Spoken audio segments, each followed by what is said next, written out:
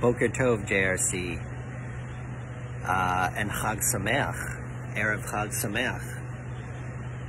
I saw that there was quite a bit of hail last night in Evanston. I hope everyone is okay. Some broken windows.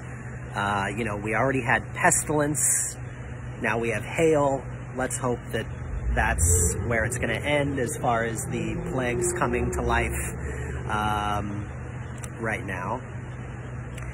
And I wanted to talk about Matzah this morning. I think there's two teachings from Matzah that can help us, not just for Passover, but in our lives where we are. And the first lesson about Matzah, first I have to sing you something. So it's the opening number from Dear Evan Hansen, and the chorus goes, does anybody have a map? Anybody maybe happen to know how the hell to do this?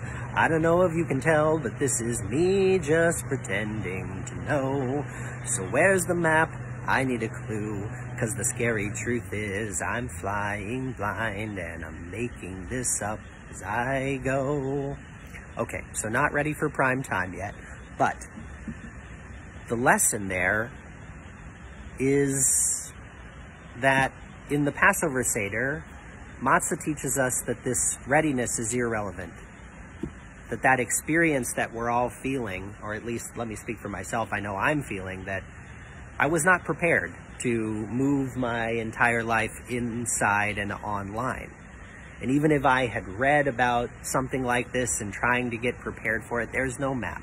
I'm flying blind.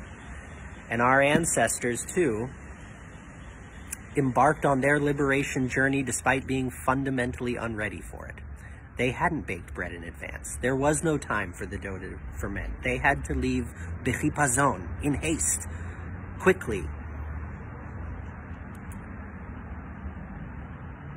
And they took this lechem oni, this bread of affliction, which is also referred to as lechem cherut, the bread of freedom.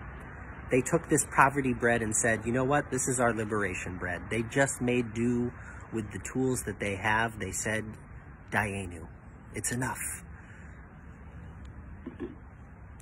And the second lesson from the matzah is that we use it to make the korech, the sandwich, and the sandwich features charoset and the maror. The charoset is the sweet and the maror is the bitter.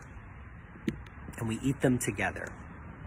And during these days, I've shifted from moment to moment, from this is a horrifying time with grief and tears, and some moments are full of prayerfulness, and other moments I'm feeling abounding love and cracking up with my wife or with friends on Zoom. And I'm just blown away with the kindness and the creativity that I'm seeing from everyone online. And so the korech, this coming together of flavors, is the essence of what this coming out of Egypt is, that we experience all of these things at once, and sometimes with b'chipazon, with haste and with urgency. Some mouthfuls have more bitterness than others, some have more sweetness than others. And so my hope is for you and for our world that we all have a profound and sweet Pesach. Chag Sameach.